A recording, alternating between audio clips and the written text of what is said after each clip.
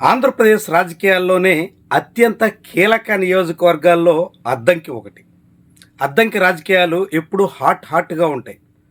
అలాంటి అద్దంకి నుంచి ప్రస్తుతం ఆంధ్రప్రదేశ్ రాష్ట్ర కేబినెట్ మంత్రి గొట్టిపాటి రవికుమార్ ప్రాతినిధ్యం వహిస్తున్నారు.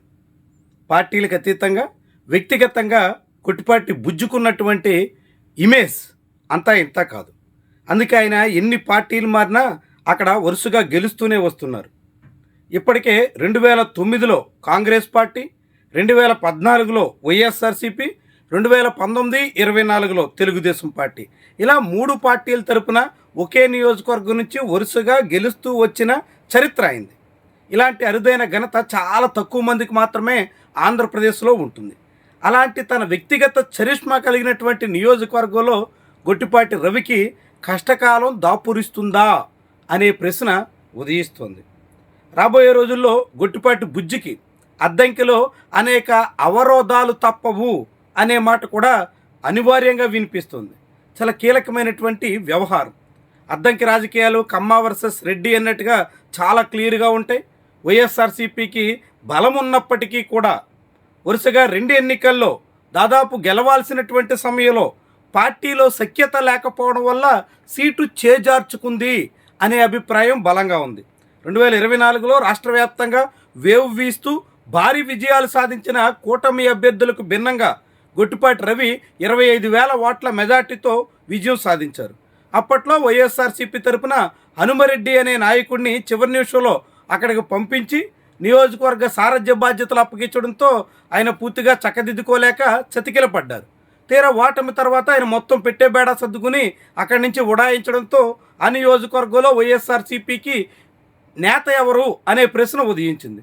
దాంతో ఆ స్థానంలోకి చింతలపూడి అశోక్ కుమార్ అనే ఒక డాక్టర్ని, యంగ్ లీడర్ని అక్కడికి పంపించారు.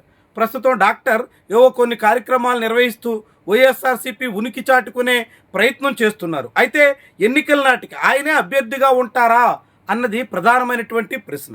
వైఎస్ఆర్సీపీలో బలమైన నేత కోసం వెతుకుతున్నట్టుగా సమాచారం కూడా ఉంది.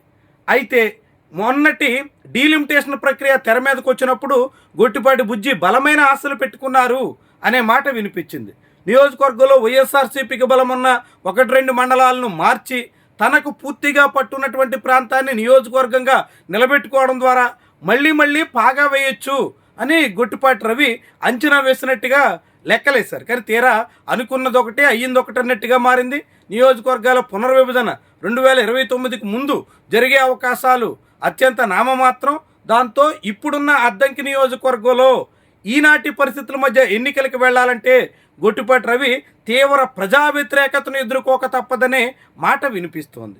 ముఖ్యంగా ప్రభుత్వ వ్యతిరేకత చాలా బలంగా ఉంది. ఇటీవల పొగాకు రైతుల సమస్యల విషయంలో ప్రభుత్వం ఏమాత్రం పట్టించుకోకపోవడం, రైతుల పంటలకు గిట్టుబాటు ధర లేకపోవడం, ఇలాంటి అనేక సమస్యలు పేరుకుపోతున్నాయి.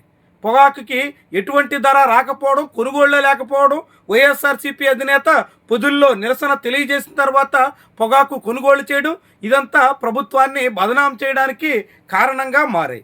దాంతోపాటుగా ఇటు మంత్రి గొట్టిపాటి రవి తీరు కూడా అనేక మందికి ఇప్పుడు తీవ్రమైనటువంటి వ్యతిరేకతకు కారణంగా మారుతోంది. ఎమ్మెల్యేగా ఉన్నంతకాలం ప్రజలకు ఎక్కువ సమయం కేటాయించిన గొట్టిపాటి రవి మంత్రిగా రాష్ట్ర వ్యాప్త వ్యవహారాల్లో తలమునకలై నియోజకవర్గానికి దూరం అయిపోయారు అనే మాట వినిపిస్తోంది. అదే సమయంలో గొట్టిపాటి రవి అనుచరులు ఈసారి చెలరేగిపోతున్నటువంటి వైనం అనేక మందిలో తీవ్రమైనటువంటి అసహనానికి కారణమవుతుంది. కరడగట్టిన టీడీపీ శ్రేణులు కూడా ఇప్పుడు అద్దంకిలో గొట్టిపాటి బ్యాచ్ సాగిస్తున్నటువంటి దందాలతో విసుగుపోయినట్టుగా ప్రచారం నడుస్తుంది. ఇలా ఇదేచ్ఛగా చెలరేగిపోతూ అడ్డగోలుగా దందాలు సాగిస్తున్నటువంటి తరుణంలో వచ్చే ఎన్నికల్లో గొట్టిపాటి రవికి ఖచ్చితంగా బుద్ధి చెప్పాల్సిందే అనే అభిప్రాయం స్వయంగా తెలుగుదేశం పార్టీ హార్డ్ కోర్ సెక్షన్లో కూడా మొదలవుతున్నట్టుగా చాలామంది అంచనా వేస్తున్నారు. అదే జరిగితే వచ్చే ఎన్నికల్లో గొట్టిపాటి రవికి ఖచ్చితంగా కష్టకాలం తప్పదనేటువంటి మాట బలపడుతుంది. అయితే గొట్టిపాటి రవిని ఢీకొట్టాలంటే వైఎస్ఆర్సీపీలో బలమైన అభ్యర్థి ఎవరు అన్నది ఒక విషయం. అదే సమయంలో వైఎస్ఆర్సీపీలో సఖ్యత ఎంత మేరకు అన్నది కీలకమైనటువంటి అంశం. ఆ నియోజకవర్గానికే చెందినటువంటి వైఎస్ఆర్సీపీలో బడా నేతలు కరణం బలరాం, వైవి సుబ్బారెడ్డి ఇలా చాలామంది ఉన్నప్పటికీ కూడా వాళ్ళంతా సఖ్యంగా సమిష్టిగా పనిచేయడంలో విఫలమవుతున్నటువంటి వైనం అనేక రకాలుగా చేటు తెస్తుంది. అయితే ఇటీవల గొట్టిపాటి రవికి ప్రకాశం జిల్లాలోకి అద్దంకిని మార్చడం మాత్రం అడ్వాంటేజ్ అయ్యింది. అనేక మందిలో సానుకూలత తీసుకొచ్చింది. గొట్టిపాటి బుజ్జి కారణంగానే అదంతా జరిగిందనే అభిప్రాయం ఉంది. అది ఒక్కటి మినహా ఇంకెటువంటి సానుకూల అంశాలు ఈసారి కనిపించకపోవడంతో గొట్టిపాటి రవి గట్టెక్కడ వెలా అన్నది ప్రశ్నగా కనిపిస్తోంది. కానీ గట్టెక్కడానికి వైఎస్ఆర్సీపీలో ఒక సెక్షన్ ఆయనకి సహకరించే పరిస్థితి పోతే మాత్రమే వైఎస్ఆర్సీపీకి అంతో ఎంతో గట్టి పోటీ ఇవ్వడానికి తగ్గట్టుగా వాతావరణం ఏర్పడవచ్చు అనే మాట కూడా వినిపిస్తుంది. మొత్తం ఏవైనా అద్దంకిలో మారుతున్నటువంటి రాజకీయం మాత్రం చాలా కీలకమైనటువంటి అంశంగా చూడాల్సి ఉంటుంది. గొట్టిపాటి రవికి అనేక సమస్యలు అయితే చుట్టుముడుతున్నాయి. అనుచరులు, తెలుగుదేశం పార్టీ ప్రభుత్వం మీద వ్యతిరేకత, కూటమి మీద అనేక రకాలుగా అసహనం, ముఖ్యంగా జనసేన పార్టీ శ్రేణుల్లో పూర్తిగా పెరిగినటువంటి వ్యతిరేకత, ఇవన్నీ కూడా ఇప్పుడు గొట్టిపాటి రవికి చాలా పెద్ద సవాలుగా తయారు కాబోతున్నాయి. అయితే ఈ సవాల్ని తనకు సానుకూలంగా మలుచుకోవడంలో వైఎస్ఆర్సీపీ ఎంత మేరకు సక్సెస్ అవుతుందా అన్నదే ఫలితాల్ని నిర్దేశించేటువంటి అంశం.